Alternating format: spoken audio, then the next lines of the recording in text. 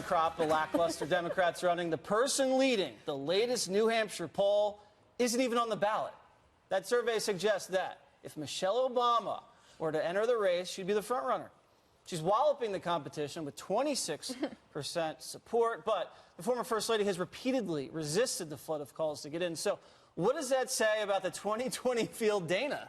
That they're going to have to fight it out amongst themselves and try to win on the merits. Michelle Obama is never running for office, Never period. But there was this other story that came out today. It said that Mike Bloomberg is thinking about getting back in the race because, remember, he said he would not get in the race if Joe Biden was going to run.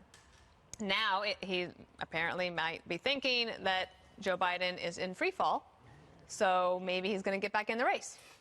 Though I also heard that's not true. What do you think? Juan, what does that tell you about Joe, that all these other, high-profile Democrat candidates are kind of waiting in the wings? We heard Hillary last week. People were talking about her. Yeah. What does that say to you? I don't think it's as much about the field. In fact, I read somewhere that people were talking about whether President Obama could run again. And what is the law? And I thought, this is nuts. I mean, to me, this says nothing about the field. As Dana said, she's not running. She's a cultural figure, Jesse.